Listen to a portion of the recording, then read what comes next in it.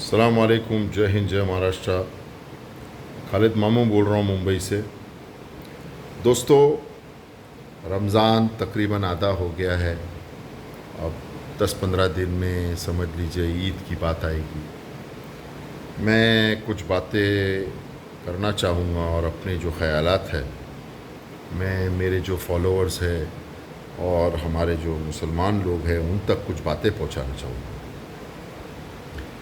रमज़ान, ईद उल फित्र का ऐसा है कि अभी मुझे बहुत सारे मैसेजेस आ रहे हैं, भाई शलवार कमीज़ का ये कपड़ा डिलीवरी आपके घर पर हो जाएगी, डोंगरी पे फ़ला इंसान ये बिज़नेस कर रहा है, भिंडी बाज़ार पे कर रहा है, कोई कहाँ पे कर रहा है, कपड़ों के अच्छे अच्छे डिज़ाइन शलवार कमीज़ के, पठानी के वगैरह वगैरह, जूते चप्पल। और ऐसा सुनने में आया है कि शायद दुकानें भी खुल जाएगी मुसलमान की सहूलत के लिए। तो मैं मुसलमानों से ये कहना चाहूँगा, पूछना चाहूँगा कि आप मेरे को बताएं, आप नए कपड़े पहनकर ईद मनाना चाहते हो, किस बात की, किस खुशी में आप नए कपड़े पहन रहे हो? हमारे खाने काबा के दरवाज़े हमारे लिए बंद हो गए, हमारी मस्जिदें बंद हो गई, जुमा की नमाज़ हम 4 फ़र्ज़ 4 सुन्नत के हिसाब से पढ़कर घर में जुमा की नमाज़ पढ़ रहे हैं। हमारी ज़िंदगी में हमारे बाप दादा ने ऐसे दिन नहीं देखे। हमारे ज़िंदगी में हम लोगों ने इतना बुरा दिन देख लिया क्योंकि मुसलमान के लिए उसके पैसे का नुकसान हो जाए, कुछ घर में हादसा हो जाए, किसी का इंतकाल हो जाए, ये सब हमारे बाप दादाओं ने देख चुके हैं, हम सब ने देख चुके हैं। लेकिन ये नहीं देखा कभी कि हमारी मस्जिद ही बंद हो गई। ये नहीं देखा कि खाने काबा में तरावी की नमाज़ें जो है आम लोगों के लिए बंद हो गई।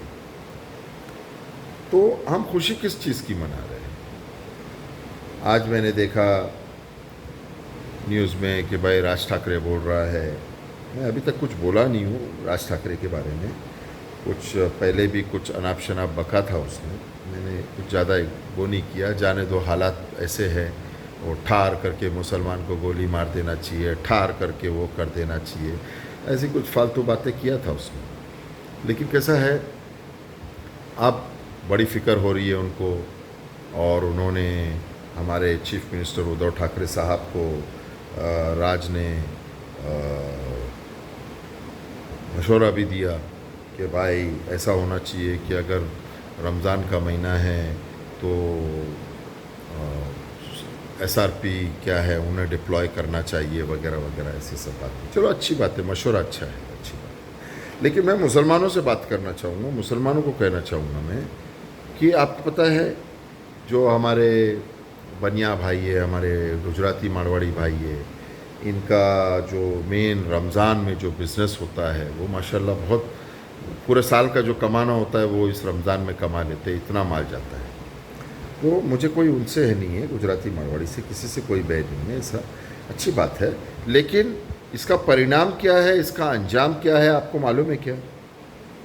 मैं आपको बताता हूँ क्या होगा।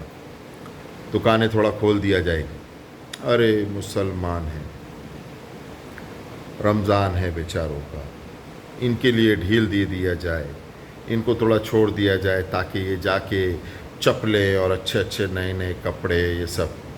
फिर वो क्या होगा, क्रॉफर्ड मार्केट, मोटा मार्केट, ये सारे कपड़ों की जगह पे जो है सिर्फ टोपी टोपी टोपी, सिर्फ टोपी टोपी दिखेगी, सफ़ेद सफ़ेद टोपियाँ दिखेगी।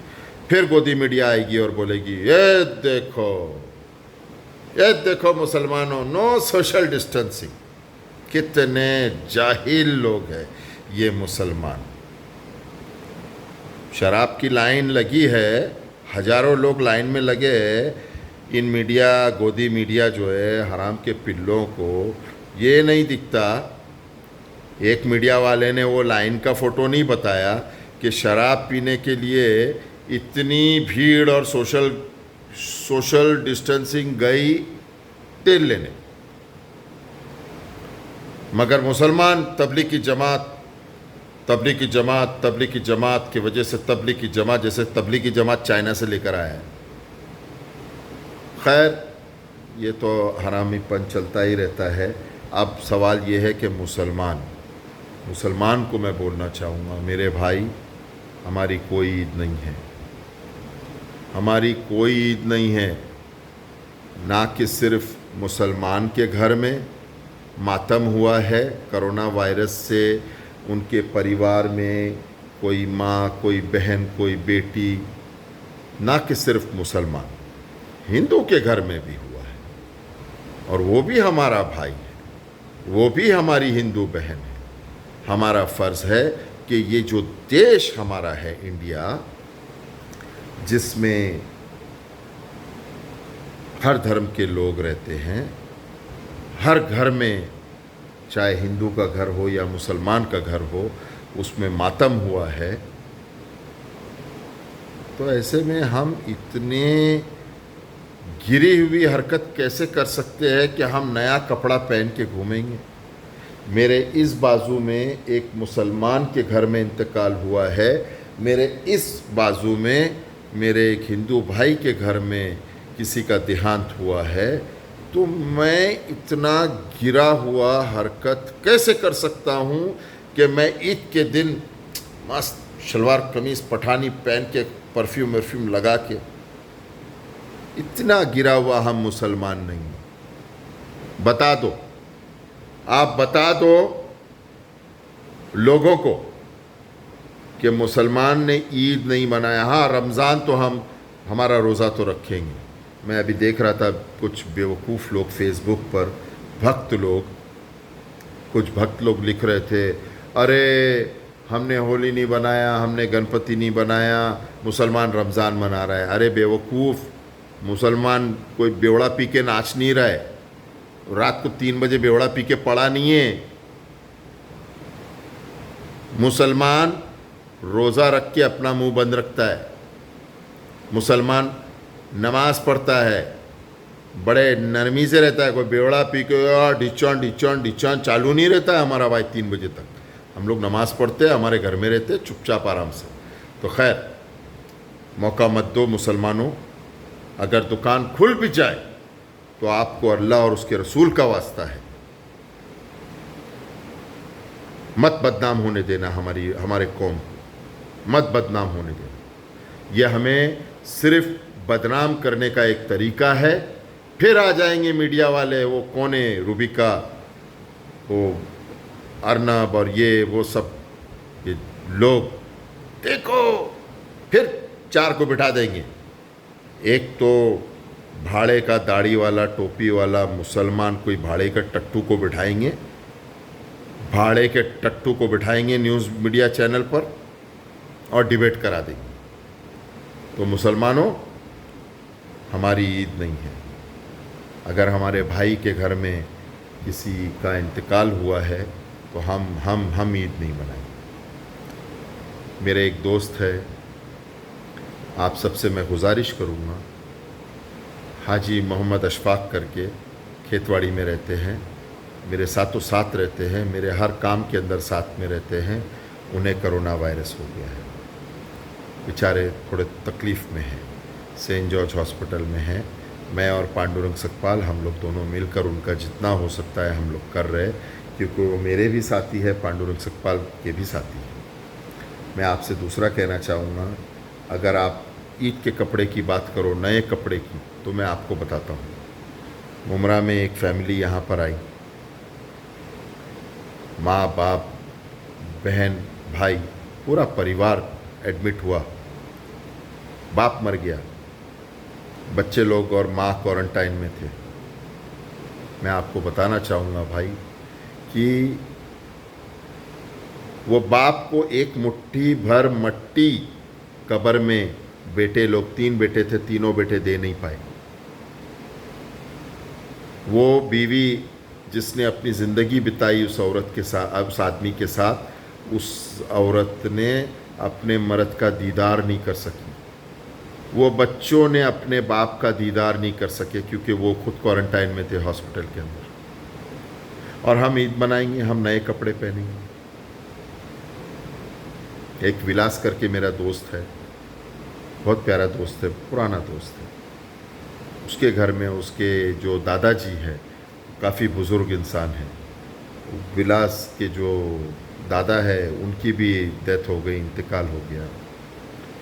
तो मेरे दोस्त के घर में मैयत हो गई और मैं नए कपड़े पहनूंगा? मैं इतना बेशर्म नहीं हूँ, मैं नहीं पहनूँगा। और मैं आपसे भी गुजारिश करता हूँ, आपसे भी गुजारिश करता हूँ, विनती करता हूँ, अल्लाह रसूल का वास्ता देता हूँ, इस जाल में मत फंसो आप। जाल के अलावा ये जाल है कि मुसलमान की दुकानें खोल दो, हम तो जब भाजी लेने जाए तो डंडे पड़ते हैं, अस्पताल जाना है किसी से मिलने तो नहीं जा सकते, हम दूध लेने जाए तो डंडे पड़ते हैं। तो ये रमज़ान के महीने में हमारा आखिरी दिनों में दुकानें खोल दे ताकि भीड़ हो जाए, फिर बोला जाए देखो देखो देखो ये जाहिल, ये जंगली, ये मुसलमान इसके वजह से फैल रहा है। तो जो लोग ऐसे आरोप हमारे पे लगाते हैं, इन नालायकों पर, इनको हमारे ऊपर हंसने का मौका ना दें, ठीक है? आपसे गुजारिश है, दुकान खुल भी जाए तो जाना नहीं, बाकी सरकार का साथ दो। और एक बात सुन लो, जहाँ तक सरकार की बात है, हमारी महाआघाड़ी सरकार है, उद्धव ठाकरे साहब है, हमारे चीफ मिनिस्टर है, माशाल्लाह दिन रात पूरी सरकार के सारे लोग मिलके काम कर रहे हैं। कोई ऐसा नहीं कि एक ही आदमी कर रहा है, सारे लोग मिलके कर रहे हैं। पुलिस हमारी रात दिन काम कर रही है, रात दिन काम कर रही है। पुलिस के महकमे में बीएमसी के कई ऑफिसर्स, पुलिस के कई कांस्टेबल्स ऑफिसर्स कोरोना के विक्टिम हो गए, हमारे लिए हुआ है। तो हमारा फ़र्ज़ है कि हम, अगर आप चाहते हो कि कोरोना ख़त्म हो और हमारी ज़िंदगी नॉर्मल आए, तो आप ये भीड़ बनाना छोड़ दो और घर में रहो। और किसी को ऐसे बोलने का मौका मत दो, किसी को ऐसे बोलने का मौका मत दो कि ठार इनको गोली मार देना। खैर किसी के बाप का राज नहीं है, वो वक्त आने पे पता चलेगा। लेकिन कैसा है कि अपने घर में रहो, सरकार का साथ दो, पुलिस का साथ दो, हमारे बीएमसी के जो कर्मचारी हैं उनका साथ दो और एक दूसरे का साथ दो। मैं आप लोगों से दुआ की दरख्वास्त करूँगा। मेरे दोस्त मोहम्मद अशफाक है और तमाम मेरे जो हिंदू मुस्लिम क्रिश्चियन भाई बहन जिनके घर में कोरोना का ये कहर पड़ा है, उसके लिए अल्लाह से दुआ करे कि इनके मसलों को आसान कर दे और ये कोरोना को हमारे देश से और इस पूरी दुनिया से नष्टो नाबूद कर दे। जय हिंद, जय महाराष्ट्र। अस्सलाम वालेकुम रहमतुल्लाहि व बरकातहू। खालिद मोहम्मद, अल्लाह हाफ़िज़।